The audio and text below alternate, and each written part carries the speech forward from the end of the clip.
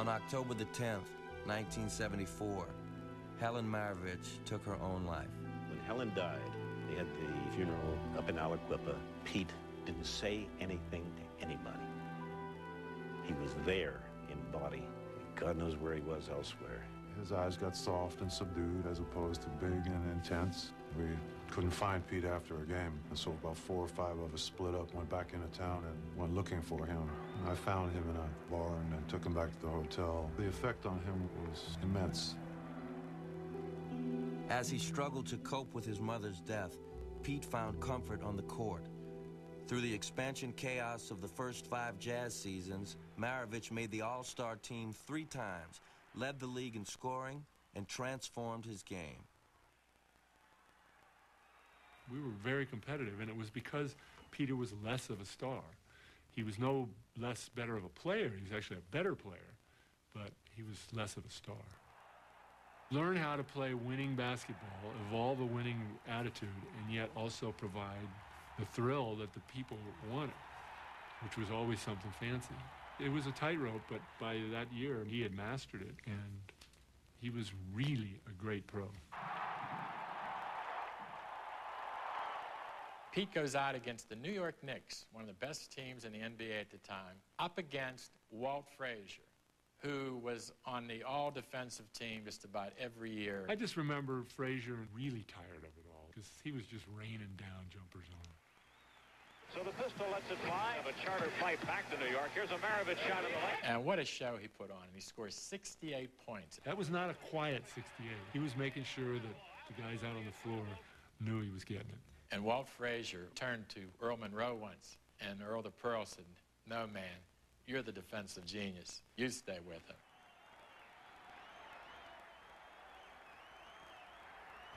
He was all-NBA first team. He was considered, if not the premier guard, certainly one of the top 3 or 4 guards in the league, no doubt about it. But Pete's most productive period as a pro would come to an abrupt end. January 31st, 1978. We were ahead by 20 points in the game. Pete got the ball out on a fast break and looked up. He rifled a behind the back, through the legs, half-court bounce pass. Crowd goes crazy, and he hits his leg wrong, collapses in a heap. It was really never quite the same after that. Welcome back to Pistol Pete. I watched him, and he was in pain. He couldn't go onto the court and invent that next move, make the next trick work. No longer able to star in the role of Pistol Pete after his injury, Maravich struggled for his identity. What had been a recurring theme throughout his life had left Pete with deep emotional scars. He was a troubled guy. He's up and down all the time. One day he's happy as could be. Next day he wouldn't speak to anybody. I always worried about him because I really felt that he needed help because he was not a happy person. And I remember telling his father that, and he didn't like it. He didn't want to hear that. His admirers think he is the beau ideal of basketball, Pistol Pete the Paragon. His detractors think he is a shot-happy show-off, a pop gun protected by his father, the coach. Basketball entrepreneurs think he is a prepackaged legend who will draw like honey on an anthill. The half-finished dome has a frail, impractical look, but is firmly rooted in showmanship, as is the frail, impractical-looking basketball player whose feats inspired its building. This is Haywood Hale Brune in Baton Rouge, Louisiana. To those who knew him well, for much of his basketball life, Pete Maravich projected the brooding image of a tortured soul. He reminded me of a rat that I had seen as a child, and it just looked so frightened. He started a basketball game having to maintain a scoring average of 44.5 points. Pete just raced up and down that court. He had this demon look in his eyes, frantic, just to get off that next shot. I think of those floppy socks. You wonder if those socks were sagging because they didn't fit, as if he didn't have time to eat enough. Basketball owned him. Pete had a gift. yet he was never satisfied. Go back and read about Mozart. His Fifth Symphony had to be better than his Fourth. Harry Houdini had to do one better trick than the last one. John Kennedy had to make one better speech than his inauguration speech. Pete Maravich was the same way. In a career filled with wonder and wizardry, team success was the one thing that was missing from Pete's resume. His frustration began at LSU, where his Tigers never made the NCAA tournament, even though Pete did everything asked of him. Press kind of made it a directive that Pete needed to shoot like 40 times a game or we couldn't win. Pete has to shoot. We had 6 games head-to-head. Pete averaged 52 points a game. But I think the closest that LSU ever came to beating us was 9 points. Somebody came in and said, the Tigers lost by 3. And the guy said, oh, really? He said, how many did Pete get? That's what they were interested in. How many did Pete get? He'd finally just given up and said, okay, I'll just be what they want me to be. I think that's part of what he became. I think he really just kind of caved into what people expected him to be. And the older he got, it seemed like he became more of a burden to him. And any team that got Pete Maravich wanted Pete Maravich the showman, wanted to fill the seat. Pete went to teams that built themselves around him and his image. It just kept reinforcing all the things that he did not want to have and then kept reinforcing all the problems that he had. Part of his package was a couple of extra loops and bells and whistles. It was who he was, it was how he played, it was how he got the joy out of playing. But there were plenty of times, I'm sure, when he probably wishes he could have made the straight play, and he felt obligated to kind of give the fans a show. It took a toll on him as an individual. It took a toll on him psychologically. I kind of felt sorry for Pete. Sometimes he wished he were just an average player. He would have been relieved at times to not have that kind of pressure on him. Here's a person who's been the star on every team that he's ever been on. You know, high school, collegiate player of the year, but he wanted a championship ring more than anything else. I'm not a greedy person. I don't care to have 10 rings. I just want one. The fact that he didn't get that ring haunted him. He believed that if he won a championship, that would mitigate all the criticism he got of being a one-man player, being a hot dog. That would be the ultimate revenge, and he was never able to get that. He had a big void inside him, and he was always trying to fill that void. He would begin searching for other avenues to bring him some contentment. Everything he did, he was obsessed by. It was known that Pete drank. He basically became an alcoholic while in the NBA. He would start drinking in the locker room, in the bus, drink on the plane. He'd wake up at 11 o'clock the next morning and not even realize where he was. About 2 hours before game time, he would pump his adrenaline up to go out and put on the show and then do the whole thing over again the next day. Just going from thing to thing, and then he would be obsessed with that, and then move on when that didn't bring him a certain contentment. Very intense nutrition, fasting. Goat's milk. Vegetarianism. Be on an airplane with a full tomato, eating like an apple. He'd be reading the labels on everything. He wouldn't eat this, wouldn't eat that. Transcendental meditation, karate. He'd be down at the karate gym at 8 o'clock in the morning till 9 at night, do drills all day long. You might have somebody go and become a world karate champion. He went to a black belt in less than a year.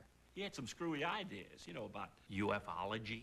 UFOs landing on his roof. He believed people existed in outer space. Sometimes he was off the wall. He was always searching for that happiness he had when he was a kid playing basketball. If I could go back to any time in my life, it would be when I was a kid. Showtime, number 44. Towards the end of his career, Pete's quest for happiness took him to Boston. He wanted that championship, but for the first time in his life, he was more of a sideshow than the main act. He was like a punch-drunk fighter, trying to turn back the clock, trying to still make it happen again and relive those great moments, but you can't do it. He knew it was time to get out. I remember getting a telephone call from him one morning, and, you know, very quietly, matter-of-factly, he said, Les, I'm leaving pro basketball, and it's a done deal. But Pete's timing was typically poor.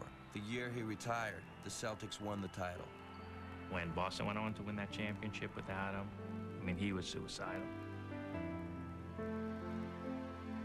I used to drive my Porsche 140 miles an hour across the Causeway Bridge. Things were running through my mind like I just turned the wheel to the right 10 degrees. It looked like an accident. They'll say, what a tragedy. And then he would have no more pain. When we return, Pete leaves basketball and finds happiness as a father and a newfound faith in religion. It was almost like a heroin addict. I'd played for 30 years, and all of a sudden, I just cold turkey quit basketball. I came home and became a recluse for almost 2 years. Literally stayed in my house. All during that time, I was trying to find answers in my life that I couldn't find.